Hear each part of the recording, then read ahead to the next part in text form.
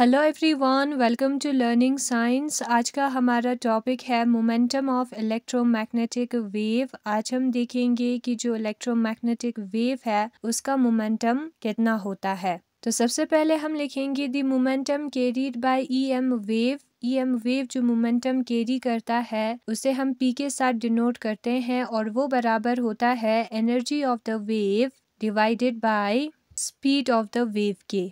Momentum जो है वो एनर्जी डिवाइडेड बाय स्पीड के बराबर होता है। अब यहाँ पर एनर्जी को हम u के साथ डिनोट करेंगे और स्पीड को हम c के साथ डिनोट करते हैं।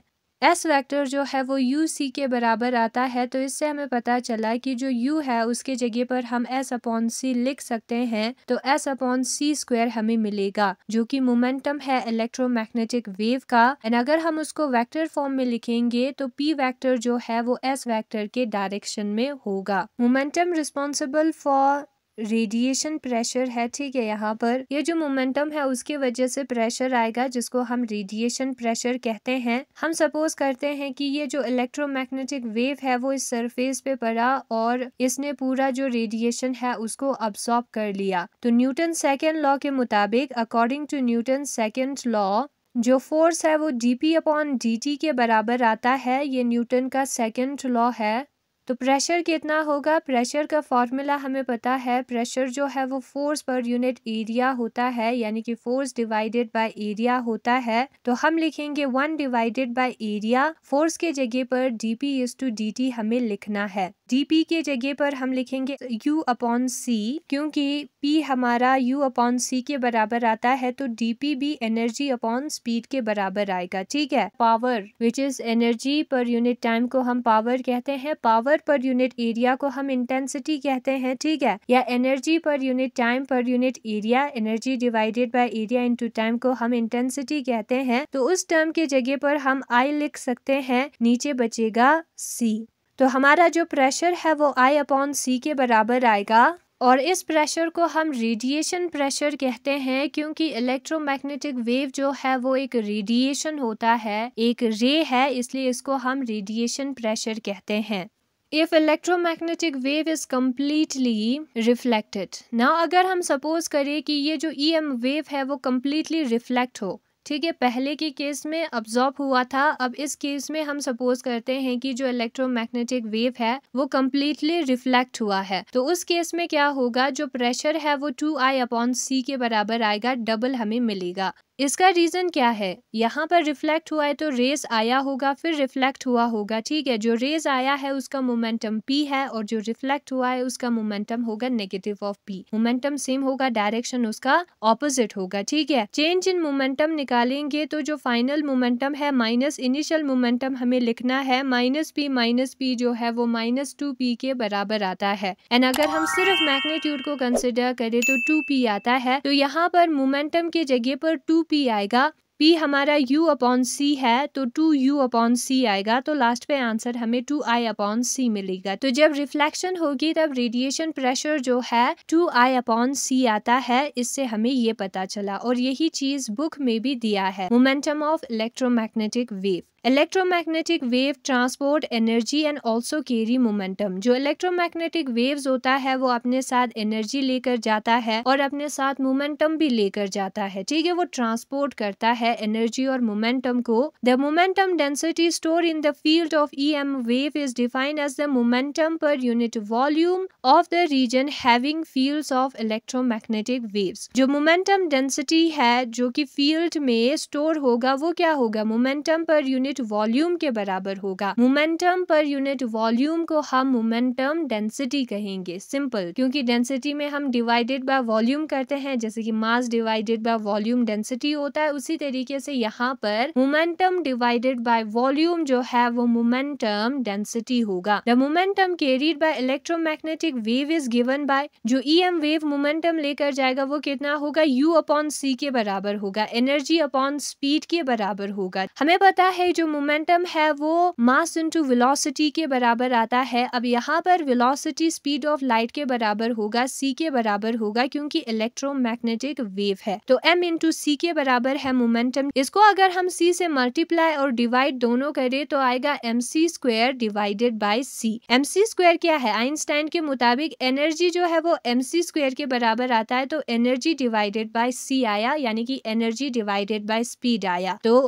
हमने जो है वही फॉर्मूला यहाँ पर यूज किया है। मोमेंटम जो है वो एनर्जी डिवाइडेड बाय स्पीड है। एनर्जी जो है विच इज u, वो s अपॉन c आता है क्योंकि s जो है वो u इंटू c के बराबर आता है, और ये जो है हमने पहले प्रूव किया था। u हमारा है एनर्जी डेंसिटी, और अगर यहाँ पर डेंसिटी है तो हम मोमेंटम डेंसिटी निकाल रहे हैं। तो s uc के बराबर है, तो u जो है s अपॉन c के बराबर आएगा, तो s अपॉन c स्क्वायर यहाँ पर होगा। एंड अगर हम वेक्टर फॉर्म में लिखे तो मोमेंटम जो है s वेक्टर के डायरेक्शन में होगा, और यही जो मोमेंटम है इलेक्ट्रोमैग्नेटिक वेव का वो रेडिएशन प्रेशर के लिए रिस्पॉन्सिबल है। अगर इलेक्ट्रोमैग्नेटिक वेव जो है सरफेस पर फॉल होगी and is completely absorb by the surface, और सरफेस उसको कम्प्लीटली अब्सॉर्ब करेगा, then the change in momentum of electromagnetic wave is equal to dB। तो जो चेंज होगा इलेक्ट्रोमैग्नेटिक वेव के मोमेंटम में वो dP के बराबर होगा, और dt जो है वो टाइम है during which the electromagnetic wave is absorb by the surface. जिस वक्त पे इलेक्ट्रोमैग्नेटिक वेव जो है सरफेस अब्सॉर्ब करता है वो टाइम dt है। Then the force exerted on the surface is given by, तो जो फोर्स एक्सर्ट होगा उस सरफेस पे F जो है वो dP अपॉन dt के बराबर आएगा, और वो है हमारा Newton second law of motion.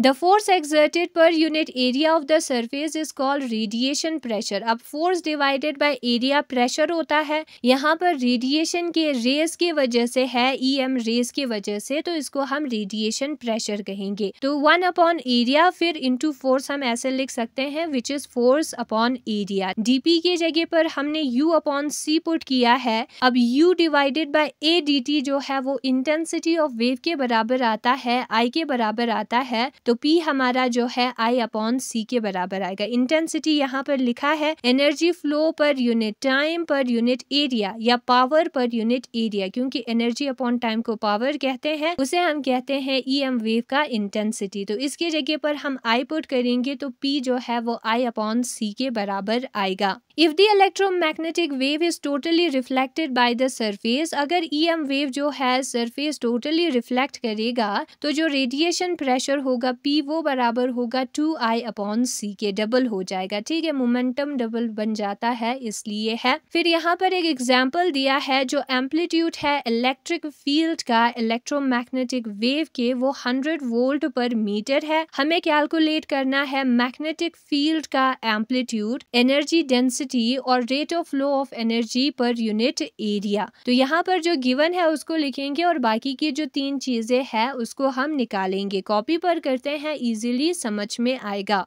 सबसे पहले हम यहाँ पर गिवन लिखेंगे। गिवन में क्या है, एम्पलीट्यूड ऑफ इलेक्ट्रिक फील्ड जो है गिवन है, ई नॉट जो है वो गिवन है, उसको लिखते हैं।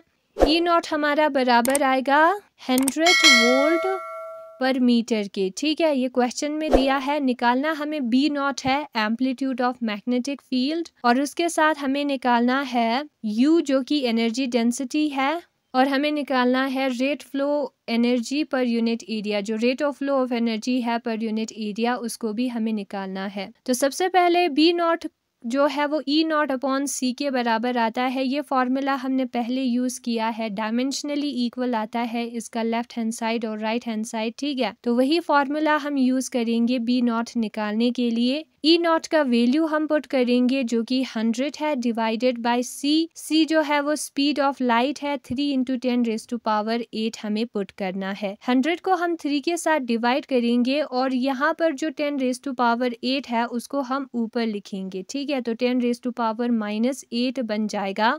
नाउ 33 इंटू 3 हम करते हैं, 3 3 ज़ा 9, 3 3 ज़ा 9, 99 होगा, ठीक है। 33 इंटू 4 अगर हम करेंगे तो 132 आएगा, जो कि 100 से बड़ा नंबर है, तो 3 से हमें 33 से हमें इंटू करना होगा 3 को, तो 99 मिलेगा, 1 बचेगा, पॉइंट जब हम लगाएंगे तो 0 आएगा, और 3 3 ज़ा 9, 1 बचेगा, पॉइंट लगाया है तो 0 आएगा, ऐसे कंटिन्यू होता जाएगा। तो हमें जो है 33.3 मिलता है 100 डिवाइडेड बाय 3 करने पर, और बाकी सारे टर्म्स को हमें यूं ही लिखना है, और यहाँ पर टेस्ला आएगा। अब फिजिक्स में हम एक डिजिट फिर उसके बाद पॉइंट लगाकर रिप्रेजेंट करते हैं, तो ऐसे हमें रिप्रेजेंट करना है। तो सबसे पहले 33.3 का मतलब होता है 333 डिवाइडेड बाय 10। पॉइंट यहाँ पर 1 है, फिर उसके बाद एक डिजिट है तो 0 आएगा, ठीक है। हमें उसको कन्वर्ट करना है 3.33 में, एक डिजिट फिर पॉइंट फिर बाकी के 2 नंबर्स। इसका मतलब है 33 डिवाइडेड बाय 100। पॉइंट यहाँ पर 1 है, उसके बाद 2 डिजिट है तो 2 0 आएगा डिवाइड में। अब ऐसा बनाने के लिए नीचे एक 0 आना चाहिए। नीचे हम 0 तभी पुट कर सकते हैं जब हम ऊपर भी एक 0 लगाए, तो कन्वर्ट हम ऐसे करते हैं। फिर उसके बाद यहाँ पर 10 रेज़ टू पावर 1 और 10 रेज़ टू पावर -8 दोनों प्रेजेंट है। When the bases are same, powers are added करना है। 1 - 8 जब हम करेंगे तो -7 आएगा, ये हमारा आंसर है। U यहाँ पर एप्सिलॉन नॉट E स्क्वायर के बराबर है, तो यहाँ पर एप्सिलॉन नॉट कांस्टेंट है, उसका वैल्यू हमेशा एक ही रहेगा, which is 8.854 into 10 raise to power -12 भी आता है, ठीक है, इंटू E नॉट का वैल्यू ऊपर दिया है 100 का स्क्वायर, उसको भी हमें लिखना होगा। 100 का स्क्वायर का मतलब क्या होता है? 100 का स्क्वायर का मतलब 2 बार 100 यानी कि 10,000, ठीक है। ये जो लास्ट पे 0 से वही ऐड होता है, तो यहाँ पर 4 0 आएगा, और इंटू 10 रेज़ टू पावर -12 भी है। नाउ हम इंटू करके देखेंगे। ये जो 10 के पावर वाले टर्म्स है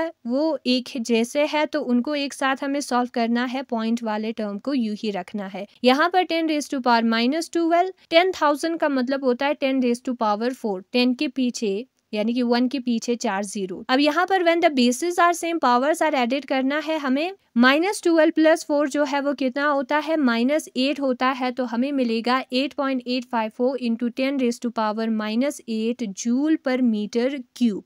अब यहाँ पर एनर्जी डेंसिटी हम निकाल रहे हैं, एनर्जी का यूनिट है जूल, डिवाइडेड बाय वॉल्यूम होता है। एनर्जी डिवाइडेड बाय वॉल्यूम को हम एनर्जी डेंसिटी कहते हैं। वॉल्यूम का यूनिट है मीटर क्यूब, तो जूल पर मीटर क्यूब जो है वो इसका यूनिट होगा। फिर हमारा जो लास्ट टर्म जिसको हमें निकालना है उसको हम लिखेंगे rate of flow of energy per unit area. एक यूनिट एरिया में कितना एनर्जी फ्लो हुआ उसका रेट, यहाँ पर टाइम भी आएगा, ठीक है, एरिया टाइम एनर्जी सारे आएंगे। तो वो जो है एस वेक्टर का जो मैग्नीट्यूड है, इस वाले टॉपिक में हमने किया था energy and momentum in EM waves, उसमें हमें मिला था एस वेक्टर का मैग्नीट्यूड जो कि E not B not divided by mu naught. सिर्फ मैग्नीट्यूड कंसिडर करेंगे तो आई केप नहीं आएगा, ठीक है, जो कि डायरेक्शन है। कोस स्क्वायर, कोस का जो मैक्सिमम वैल्यू है वो 1 होता है, -1 से शुरू होता है, मैक्सिमम वैल्यू वो 1 की तरफ जाता है, तो 1 लिखेंगे हम यहाँ पर उसका मैक्सिमम वैल्यू, तो E not B not divided by mu naught ही बचेगा, ठीक है। कोस की जगह पर उसका मैक्सिमम वैल्यू हमने निकाला है। E नॉट का वैल्यू क्वेश्चन में दिया है, उसको हम लिखेंगे। B नॉट का वैल्यू जो है अभी हमने निकाला है, उसको भी हम लिखेंगे, divided by mu naught. Mu naught जो है वो कांस्टेंट है, उसका वैल्यू याद होना चाहिए, कितना होता है 4 pi into 10 raise to power -7 होता है, उसको भी हम लिखेंगे। अब यहाँ पर 10 रेज़ टू पावर -7 ऊपर और नीचे दोनों प्रेजेंट है, तो उसको हमें कैंसिल करना है। 3.33 का मतलब होता है 333 डिवाइडेड बाय 100। पॉइंट का मतलब 1, उसके बाद 2 डिजिट है तो 2 0 डिवाइड में आएगा, और यहाँ पर भी 100 है, 100 और 100 हो जाएगा कैंसिल, बचेगा 333 डिवाइडेड बाय 4 पाई। पाई का मतलब होता है 3.14। 3.14 को जब हम 4 के साथ इंटू करेंगे तो 4 4 जा 16, 1 केरी, 4 1 जा 4, 5 4 3 जा 12, 2 डिजिट के आगे पॉइंट है तो 12.56 आएगा, ठीक है, पॉइंट 2 डिजिट के आगे आएगा, तो 333 डिवाइडेड बाय 12.56 हमें मिलेगा।